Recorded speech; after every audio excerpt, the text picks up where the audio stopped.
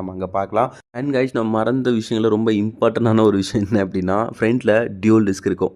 And ப்ரைஸை பொறுத்த வரைக்குமே பிலோ 5 லேக்ஸ்க்குள்ளே இருக்கும் அப்படிங்கிறது நான் ரொம்பவே எக்ஸ்பெக்ட் பண்ணுறேன். ஏன்னா நான் முன்னாடியே சொல்லியிருந்த மாதிரி ஹார்லி டேவிட்சன் பைக்லாம் வந்து ட்வின் சிலிண்டரில் ரொம்பவே அதிகமாக காசு கொடுத்து நம்ம வாங்குற சூழ்நிலை இருக்கும்போது ஒரு ப்ராப்பரான ட்வின் சிலிண்டர் லான்ச் பண்ணாங்க. பட் அந்த ட்வின் சிலிண்டர் பேஸ் பண்ணி நிறைய பைக் லான்ச் பண்ணிட்டாங்க. பட் அந்த காமெடிலாம் தவிர்த்து அந்த ட்வின் சிலிண்டர் ஒர்த்தான ட்வின் சிலிண்டர் தான் அப்படிங்கிறதுல எந்த விதமான மாற்றமும் இல்லை.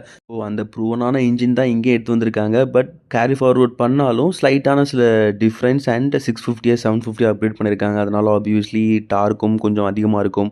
ஸோ ஒரு நல்ல பைக்காக இருக்கிறதுக்கு நிறையவே சான்சஸ் இருக்குது. நம்மளோட ட்ரீம் பைக்காகவும் அமையறதுக்கு இது நிறையவே சான்சஸ் இருக்குது. ஸோ கைஸ், இவ்வளோ தான் இந்த வீடியோ. நான் உங்களை ரொம்ப போர் அடிக்க விரும்பல. நம்ம வீடியோட கடைசியில் எப்பவும் சொல்கிறது தான், பைக் ரைட் பண்ணும்போது கண்டிப்பாக ஹெல்மெட் போட்டுட்டு ரைட் பண்ணுங்கள். அண்ட் கூட இருக்கவங்களும் ஹெல்மெட் போட சொல்லுங்கள். அண்ட் கார் ட்ரைவ் பண்ணும் போதும் சீட் பெல்ட் போடுங்க. கூட இருக்கவங்களும் சீட் பெல்ட் போட சொல்லுங்கள்.